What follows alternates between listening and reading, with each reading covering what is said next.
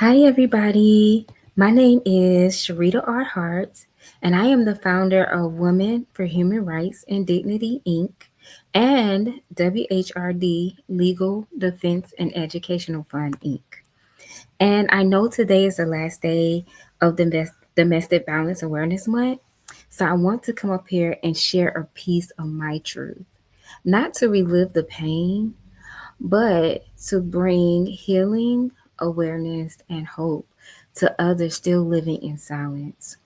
For nearly 20 years, I was married to a narcissist who was mentally, physically, verbally, religiously, and sexually abusive. He was very sadistic.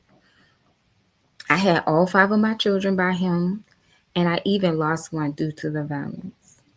But my story didn't just start there, okay? I grew up in a home where violence was normal. My father rejected me, and my stepfather was mean, controlling, and abusive.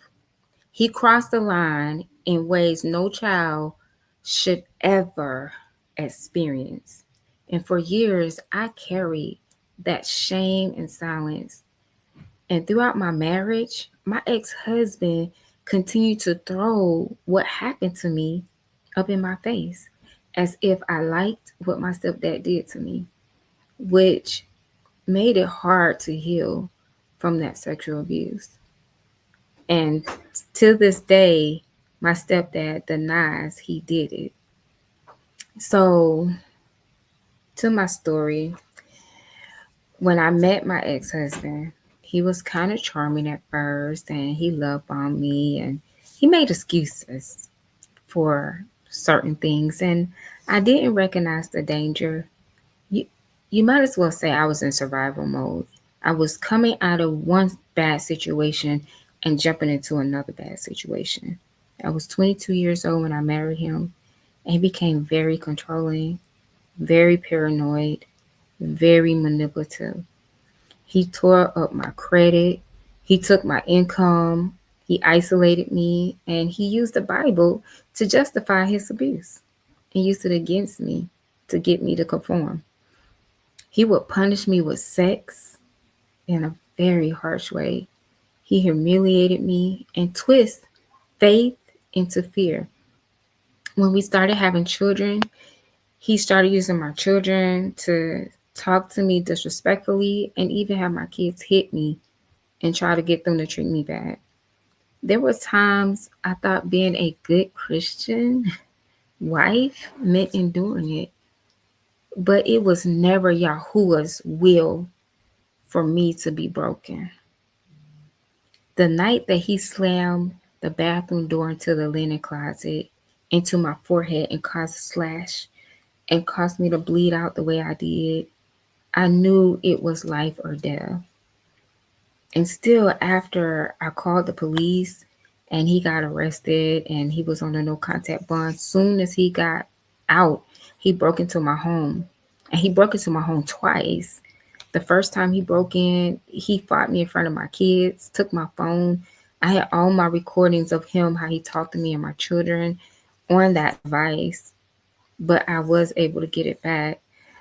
But the second time, he broke into my home and he raped me.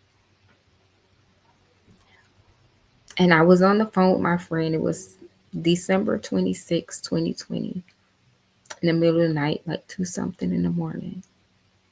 And it was recorded. And I'm so grateful to my friend that she was able to get the police to come because there was a gun also in the home.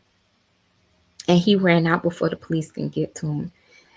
And this second time he did this, I had a DNA test done and everything. And they ran a rape kit and it confirmed his DNA, and yet they closed my case.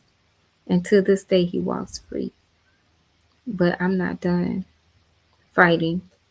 I'm not done. But I do want to say this, I am free too. I'm free in spirit, I'm free in purpose, and I'm free in Christ. I went back to school, graduated magna cum laude with a major in political science. I am now back in school for my master's in criminal justice for victims advocacy, and my relationship with Christ has really grown. I'm really knowing who I really am in Him, and not because of what man said, but because I know who I am in Him. And I'm learning things about myself and about my faith that I was never taught. So I want you to know that even when I'm doing these things, I also started my nonprofit for this very reason, to fight for women like me and to create a safe place for survivors to share their stories. You don't have to even show your face or say your name, but you still can share your story because your story still has power. Every testimony can help someone else find the courage to break free. And I'm inviting survivors, advocates, and supporters to stand with me to help us grow our outreach, our legal defense work, and our survivor programs. You can support our mission by giving to our GoFundMe, Cash App, or contact me for other ways. Because together, when we work together, we can bring light to darkness. We can give voice to the silence and help others find their freedom. And I want to thank you so much for listening on this last day of Domestic Violence Awareness Month. Make a difference, because I stepped out on faith and I got out. And those that are struggling, you can get out too. It takes a lot of faith, but we're here to help you.